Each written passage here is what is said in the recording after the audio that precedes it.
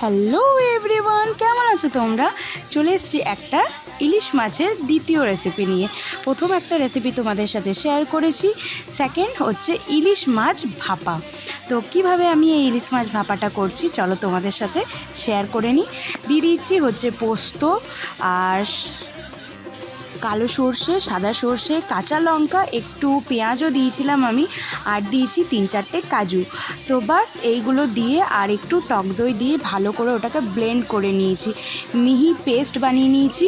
Same এই প্রসেসেই আমি কিন্তু বানাচ্ছি। প্রথম যেটা বানিয়েছিলাম, না দেখে থাকলে তোমরা একবার চোখ বুলিয়ে আসতেই পারো।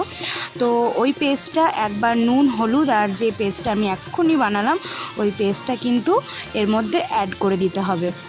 ভালো করে ম্যারিনেট করার পর কিছুক্ষণ রেখে দিলে ভালো হয় আর কি, না রেখে দিলেও অসুবিধা কিছু নেই। তো ভালো করে ম্যারিনেট করে নেবার পর এখানে কিন্তু আমি একটা টিফিন নিয়ে নিয়েছি।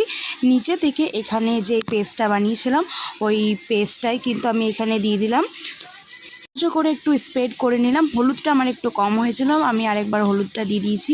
বাস তোমরা এখানে নুনটা অবশ্যই পরিমাপ মতো দেবে আর ঝালটাও পরিমাপ মতো দেবে।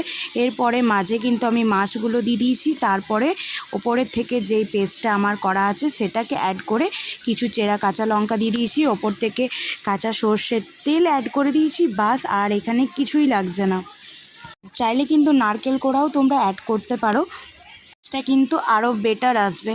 বাস জলে ভাপিয়ে নিলেই কিন্তু আমাদের এখানে ইলিশ মাছ ভাপা রেডি। কিছুই না, 25 মিনিট একটু ভাপিয়ে নিলেই কিন্তু তৈরি হয়ে যাবে ইলিশ মাছ ভাপা। তারপরে কিন্তু গরম ভাতের সাথে সার্ভ করে দিলেই কিন্তু টেস্টি ইলিশ মাছ ভাপা আর ভাত।